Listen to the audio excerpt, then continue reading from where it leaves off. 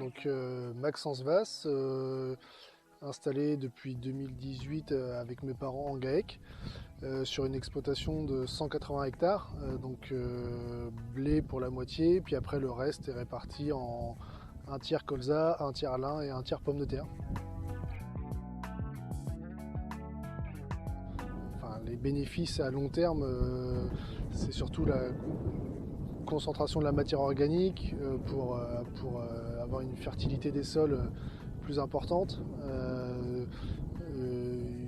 on va dire une résistance aux différents aléas climatiques, donc extrêmes, on va dire, sécheresse d'un côté ou des grosses pluies de l'autre sur les cultures qui permettent on va dire d'atténuer les différents problèmes qu'on peut avoir, donc surtout sur des sols ici qui sont battants, où quand on sème un blé ou autre culture sur un couvert, on limite les risques. Aujourd'hui, je vois quand même une réelle économie sur les puissances pour tracter le semoir. Donc aujourd'hui, les tracteurs, on connaît tous les prix qui augmentent, hein.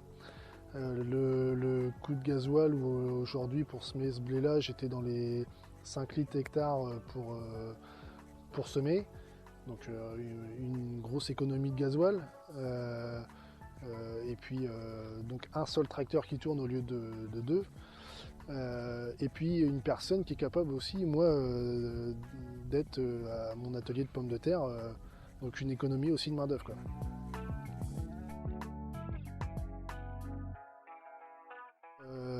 Il faut anticiper par exemple les limaces sur les campagnols, donc vraiment avoir plutôt une démarche un peu comme en agriculture biologique, hein, où on anticipe les choses pour éviter d'être dans le curatif derrière, parce que nous, dans cette démarche-là, tu sais, mais c'est tout ce que tu peux faire, quoi. L'implantation des couverts était quand même problématique, donc ça peut être la limite du système, sachant que pour faire une belle culture ensuite, il faut quand même, la base c'est d'avoir un beau couvert qui soit développé. Donc ça c'est un peu la limite des choses dans la partie transition. Mettre de l'argent dans un couvert, ça ne me dérange pas. Ce que je regarde, c'est quel bénéfice je vais pouvoir en retirer. Aujourd'hui, au prix de l'azote, mettre de l'argent dans les légumineuses, je ne pense pas que ce soit un problème, vu qu'on va refixer ces légumineuses dans des couverts. Surtout, ce qui est important, c'est... alors un couvert, ça ne va jamais structurer le sol, hein, mais ça va maintenir si on a une bonne porosité, ça va la maintenir. Donc ça, ce qui est important, c'est surtout en agriculture de conservation, de ne pas avoir un tassement de sol qui se fait dans le temps. Donc vraiment, faut mettre le paquet là-dedans, hein. L'objectif, c'est de faire de la biomasse et pour le redonner au sol, quoi. Ça, c'est vraiment l'objectif de l'agriculture de conservation, quoi. Surtout avec les semoirs à disque.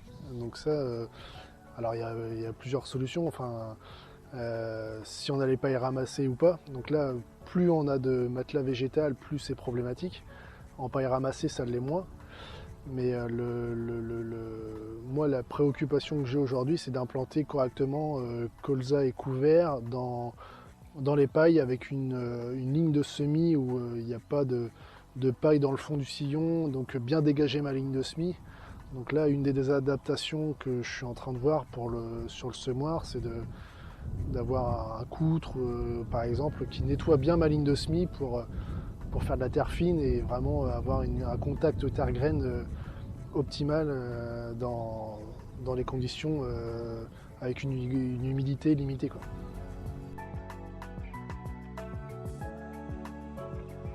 Dans l'immédiat, déjà, on va commencer par faire une transition proprement sur le blé, le colza, et puis voir un petit peu déjà dans un second temps si le lin, on peut réduire le travail du sol superficiellement,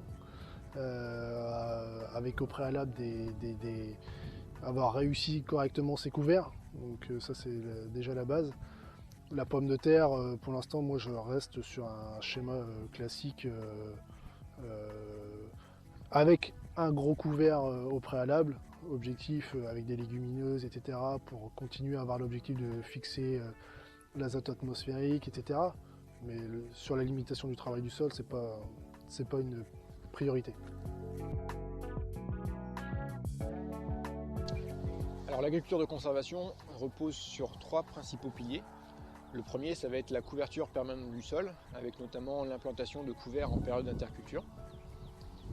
Le deuxième pilier, ça va être par rapport au travail du sol. On va rechercher vraiment un travail du sol minimal. C'est vraiment les couverts végétaux qui vont permettre de maintenir une bonne structure pour la culture en place. Et le troisième pilier, ça va être la diversité des cultures. Alors, diversité des cultures dans les cultures de vente, mais aussi dans les couverts d'interculture, puisqu'on va essayer de chercher des espèces pour casser le cycle des pathogènes, mais aussi pour apporter, notamment à travers les légumineuses, de l'azote ou d'autres choses qui vont permettre d'améliorer le cycle global de la culture.